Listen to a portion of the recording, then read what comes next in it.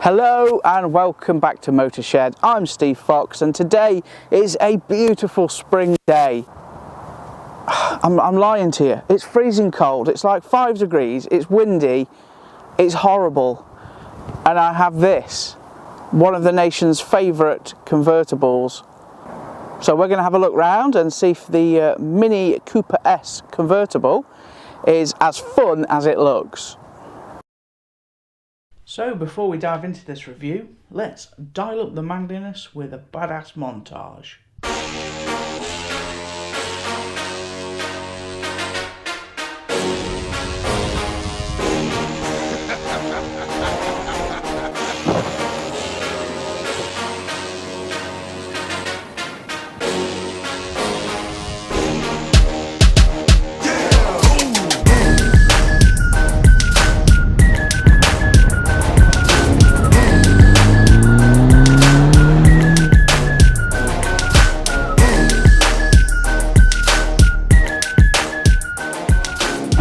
So with the roof down then, let's see what the experience is like.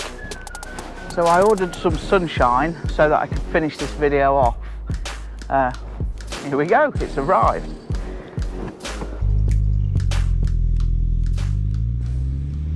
You can pretty much just take it for a leisurely Sunday drive.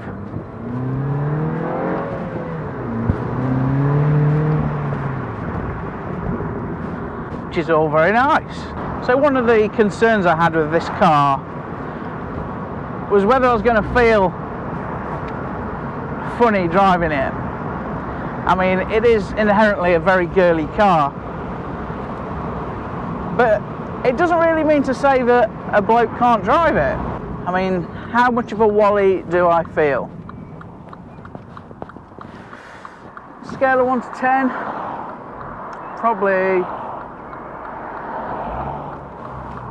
5, but the great thing about this being the Cooper S is that it does have a man button. It's actually labelled sport / green, so at the moment we're in green and it means it's a bit softer, a bit more forgiving, but if I press this toggle up a couple of notches and stick it into maximum go-kart feel, sport mode, ooh, it's a completely different animal, and all of a sudden it doesn't feel like so much of a girl's car anymore, and it feels like something you can have a bit of fun in. So let's see. Ooh.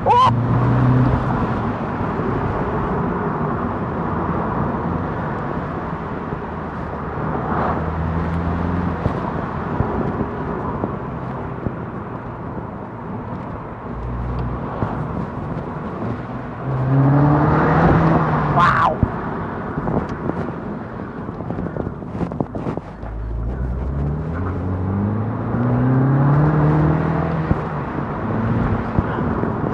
It's fantastic. It is absolutely fantastic.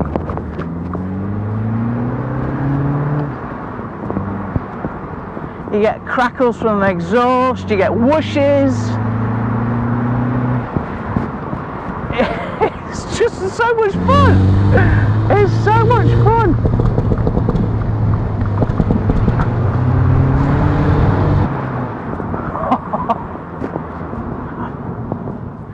I can't remember the last time I had this much fun in a Mini.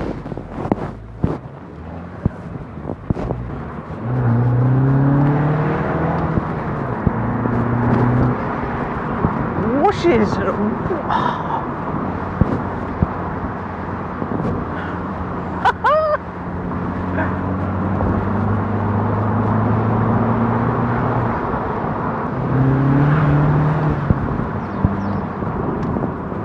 I really wasn't expecting much out of this car. I thought, yeah, the top will come down, yeah, it's a nice day so it'll be pleasant, but Mini really dialed up the fun factor with this thing right up to 11.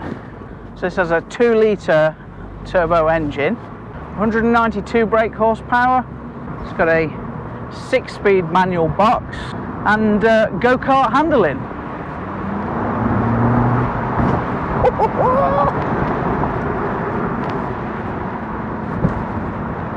I mean, it feels nimble. You can really feel what the front wheels are doing as you fly around a corner.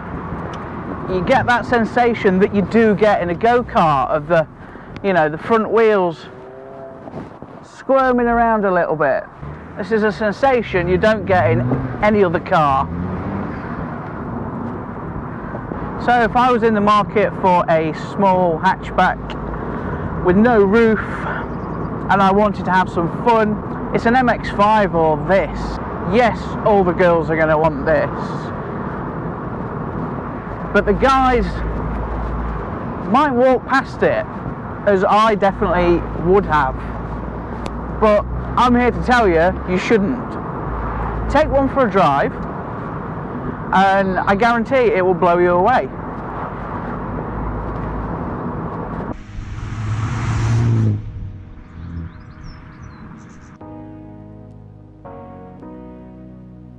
So let's have a look at the interior then. What little there is. Starting with the roof, and you fold it down using this button on the roof. It takes about 18 seconds. It doesn't fold away completely, but rather sits on the boot lid like a German folded towel on a sunbed. There's not an awful lot of space in the back.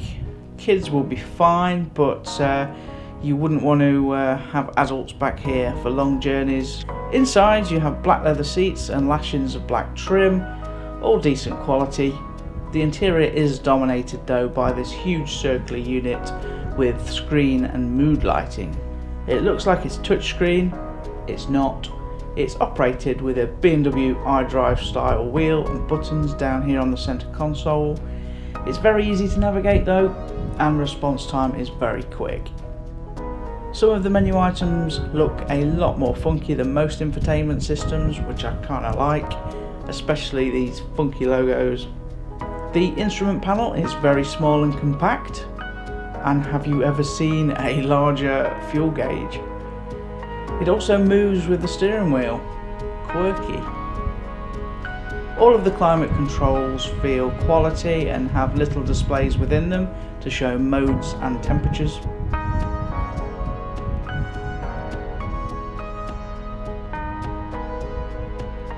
There's not much in terms of storage in here, just a glove box, very thin door pockets and a couple of cup holders in the centre console. At the back you have a fold down tailgate like a Range Rover. Not much of a loading gap, but they have thought of that.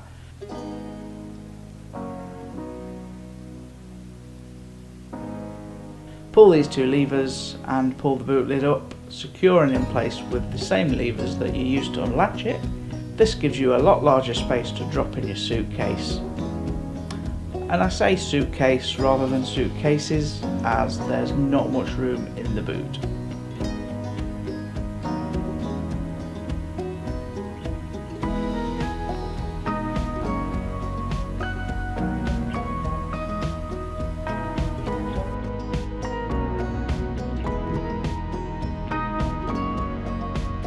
Pretty standard in here though. There are latches to release the 60/40 rear seats and a net to keep loose lemons in check.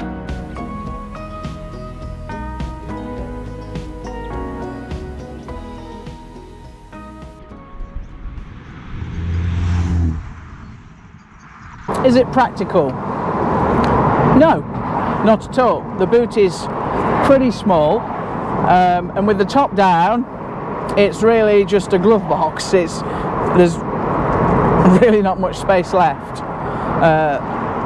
I had a rucksack in the boot, not a particularly big rucksack, and it told me I couldn't put the roof down, consult the owner's manual. I removed the rucksack and the roof went down. So it's quite clear that there's a limit to what you can keep in the boot whilst having the top down.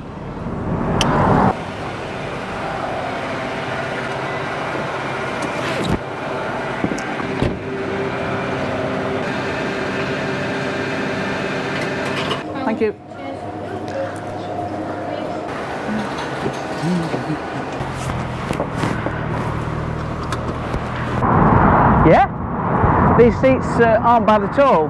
They're just the right amount of grippy. Well, for me, being a fat lad, just the right amount of grippy and the right amount of comfort. The suspension is fairly firm, so it does feel the bumps a bit, it does shake around a bit, but that all adds to the experience of driving one of these things.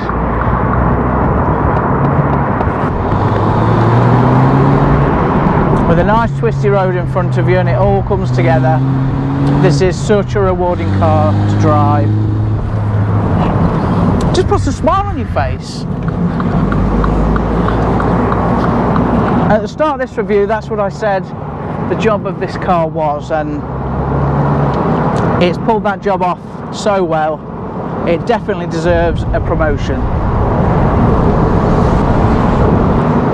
So don't think of this car, like I did, as another posing car for women, because it's so much more than that. It is a proper driver's car, this.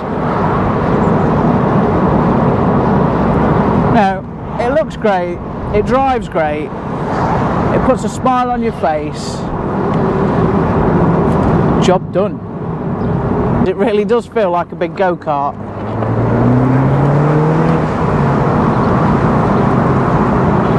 Incredible. It is nippy, pretty nippy. So I'll do 0 to 60 in about 7 seconds, something like that, which doesn't seem the last word in acceleration, but it's pretty good. It'll top out at 143 miles an hour, this car. Not sure I'd fancy that though. It is definitely fun. So much fun, so much more fun than I thought it was going to be. I've absolutely thoroughly enjoyed driving this today. From the outside, yes, it does look a little bit girly, but who cares? When it's this much fun to drive, you really shouldn't be put off buying one if you have a penis. So in conclusion, should you buy a Mini convertible? Definitely, yes. Go out and test drive one.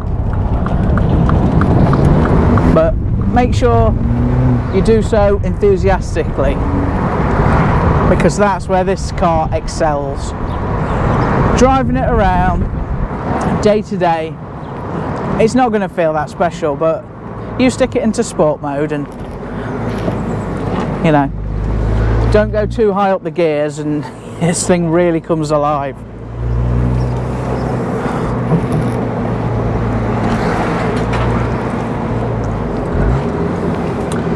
So that's pretty much it for today. Thank you very much for watching. See you next time.